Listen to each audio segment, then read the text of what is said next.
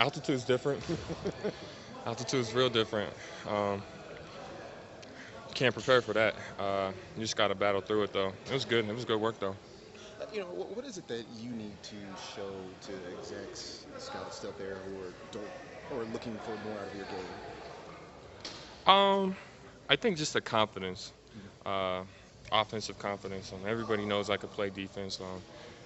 I've showed at times that I could score the ball, but I think they just want to know like how consistent are you on your moves. Like one move has looked really good, and the other one's just like, I don't know if he has it. So I mean, that's all I've been working on all summer. Is just no matter what, if the ball falls or not, just make sure I'm staying with the same stuff over and over, just to look consistent and to show that that I have it in there. Are you seeing these teams really challenge you offensively, really wanting to see that out of you?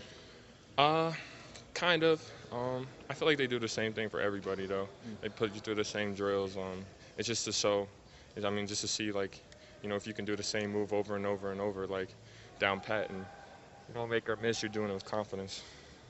Is there anything that coaches can see here that they haven't already seen in the video of you or in that game? Um, I don't think none of them thought I could make a three-pointer or free throws. So I showed today that I got good mechanics on the shot. It's just the emphasis on doing it over and over and showing that I'm confident in my shot and consistently make it.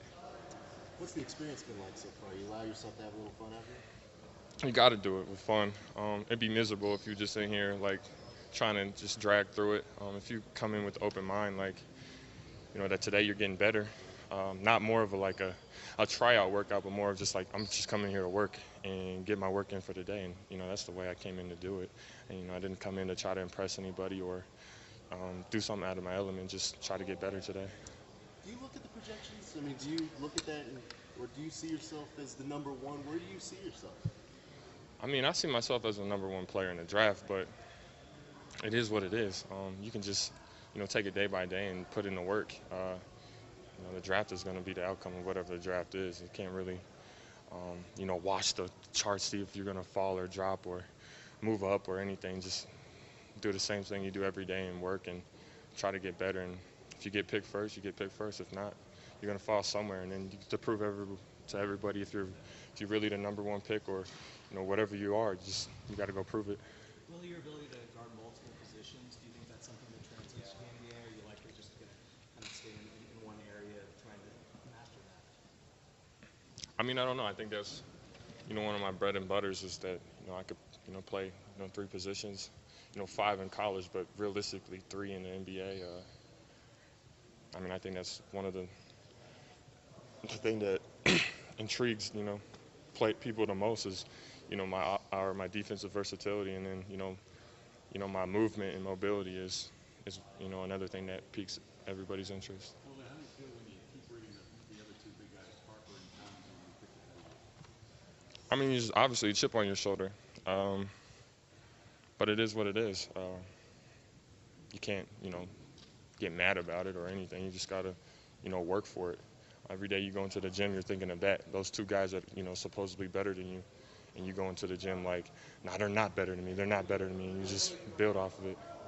How much are you being asked about your work ethic and that part of the personality um, by all these teams, and how much do you want to kind of dispel some of those things that are out there?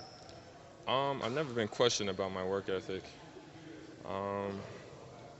so I don't know how to answer that. But Yeah, the notion that will he work as hard as he needs to? Is he really devoted heart into basketball, that kind of thing? I think the way I play just shows, what I how much heart I play within the game, and I'm playing five positions and playing a defensive rover. Like if I didn't let a game, I'm sure in the hell not doing that. I'm not playing five people, and I'm not trying to like keep everybody from scoring. Like if I didn't care, I would just sit on the block and not do anything and just sit there and get a rebound if it comes to me. But the way I play is just running around and playing with high energy. And like if you don't let a game, you're not doing that. Coming from a program like Kentucky, how is that preparing you and all the guys for this NBA experience? Um, well, everybody there has NBA potential, so you're going against everybody that every day in practice that potentially are going to be in the NBA. So that's other programs don't have that. So that amount of talent in one place is just going to get you better. But you can't really prepare for the NBA. You can't prepare for the physicalness. You can't, compare it to like the grown man strength as, a young high school kid going into college, and then you got to work your way back up. So now it's like you're starting all over freshman year. Like this is like freshman year to me. Like I'm smaller than everybody else. I'm, not as talented as everybody else. Now you got to work your way back up. When you watch the Cavs games, what do you say to yourself? I mean, it's a grown man's game. You got to learn how to play like that. And everybody's good. There's not, they're pros for a reason. There's not like, I can't stand when people say, oh, that dude's bad. Like he's getting paid to play. Like he's not bad. Like everybody's good in the league. So you can't look at it like, oh, that dude's bad. Because once you play him, then it's going to be like, oh, man, he's really not bad. Like he's really good. So that's one thing just watching that is like everybody has, one thing or a couple things that they're good at. And then there's people that, they're good at everything. So you got to, compensate for that. Is it strange to be in an organization, this one specifically, without a head coach? You can't shake a head coach's hand because they don't have one? I mean, you're going to get one eventually. Coaches, that they do have now do a really good job of, what they want to look for and what they're teaching. So, I mean, the head coach is going to step in and fill right into a role. How long do you think it'll take you to make a strong impact on an NBA team? I mean, it depends. It depends, what team you're on. If you're on a young team, then, you're going to have to come in and produce right away. But if you're on a team that, has vets and, they're making strides, maybe in the playoffs, every year, or they're close to the playoffs every year, you're going to be able to learn under people, and you're going to be able to grow, at a more comfortable pace than get thrown to the wolves and you got to learn either get ate or, eat somebody else. So, I mean, that's the difference between that. It just depends where you fall at. Thanks, man. Appreciate it.